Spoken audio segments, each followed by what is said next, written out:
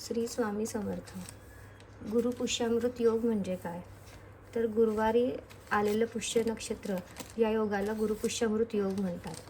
यंदा 2026मध्ये हा योग 23 एप्रिल 2026 या दिवशी आलेला आहे आणि याचा मुहूर्त आहे रात्री 8:57 तर पहाटे 6 वाजेपर्यंत.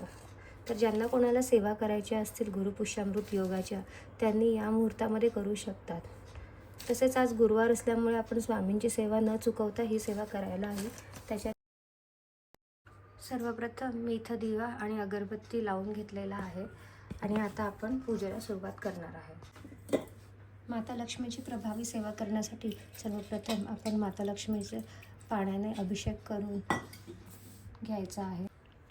त्यानंतर आपल्याला हळद, कुंकू, अक्षता आणि फुलं वाहून माता लक्ष्मीचे पूजा करायची आहे आणि ओम श्री महालक्ष्मी नमो नमः या मंत्राचा 11 वेळा जाप करायचा आहे. प्रमाणे आपल्याकडे लक्ष्मीनारायणाचा हा फोटो प्रत्येकाकडे असतो. तर आज आपल्याला लक्ष्मीनारायणाच्या फोटोची, प्रतिमेची सुद्धा पूजा प्रार्थना करायची आहे.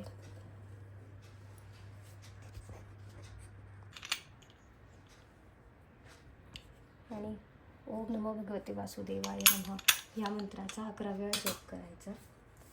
तसेच आपण फूल वाहून आणि अक्षता वाहून या फोटोची, प्रतिमेची पूजा करायची. आणि आपल्याकडे दक्षिणावर्ती शंख असतो, तर आजच्या दिवशी आपल्याला या दक्षिणावर्ती शंखाची सुद्धा पूजा करायची आहे.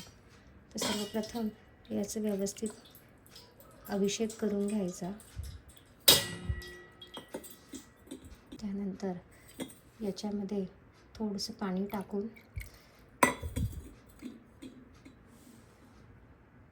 हा आपल्याला पूजेच्या ठिकाणी ठेवायचा आहे.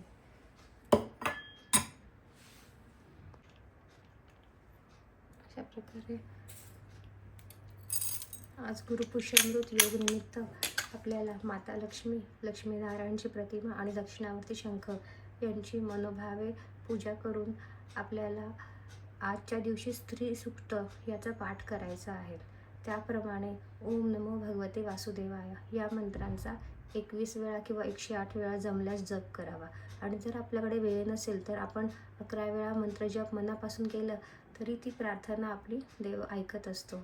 सो आजच्या दिवशी गुरुपुष्यामृत योगानिमित्त ही सेवा सगळ्यांनी करा आणि याचा आपल्याला काय लाभ होतो ते कमेंटमध्ये नक्की कळवा. धन्यवाद.